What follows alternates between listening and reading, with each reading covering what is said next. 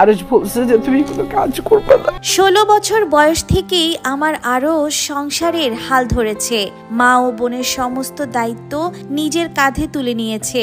বলেছে, মা তুমি আর কাজ করবা না, তুমি জীবনে অনেক কষ্ট করেছো, এখন তুমি বসে থাকবা, তোমার জীবনে যত শখ আছে সবগুলো মিটাবা। সেই ছেলে আজ আমার শেষ হয়ে যাচ্ছে। ওর ফুসফুসে ইনফেকশন ধরা পড়েছে। বন্ধু বান্ধবের প্রভাবে সেই স্কুল জীবন থেকে সিগারেট ধরেছিল হাতে। বারবার তাকে নিষেধ করেছি, বোঝানোর চেষ্টাও করেছি, কিন্তু ছাড়াতে পারিনি।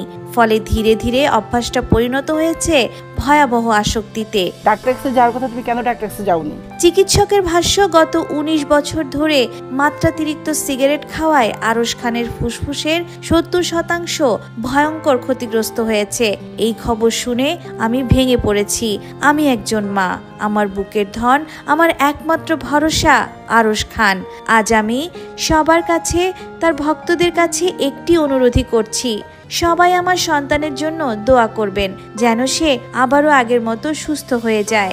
আমার কাছে মনে হয় যে ও আমার ছেলে না, আমার বাবা। কথাগুলো বলতে যেয়ে কান্নায় ভেঙে পড়েন আরশ খানের মা নীলা চৌধুরী। নীলা চৌধুরী একজন সিঙ্গেল মাদার হিসেবে এক ছেলে ও এক মেয়েকে অকল্পনীয় কষ্ট আর সংগ্রামের মধ্য দিয়ে বড় করেছেন।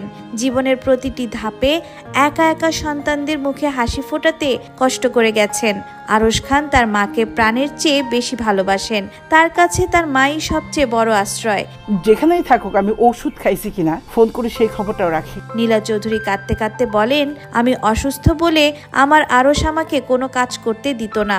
সব সময় বলতো, তুমি এখন বসে থাকবা আর আমি কামাই করব, তোমার শখ আহ্লাদ পূরণ করবা। যে ছেলে মাত্র 16 বছর বয়স থেকে সংসারের হাল নিজের কাঁধে তুলে নেয়, সেই সন্তানের জন্য আমার একটাই দোয়া, আল্লাহ তাআলা যেন তার দীর্ঘায়ু দান করেন। আমি আমার ছেলেকে নিয়ে অনেক গর্ব করি, যে আল্লাহর অশেষ রহমত। এর আগেই নিজের ফুসফুসের ইনফেকশনের কথা জানিয়ে ফেসবুকে স্ট্যাটাস দেন অভিনেতা আরশ খান। সেখানে জানান, স্কুল জীবনে বন্ধুদের সাথে সিগারেট খাওয়া শুরু করেছিলাম। 19 বছর শেষ, আমার ফুসফুসও প্রায় শেষের দিকে। আরশ খানের এই অসুস্থতা মেনে নিতে পারছেন না তার ভক্ত অনুরাগীরা।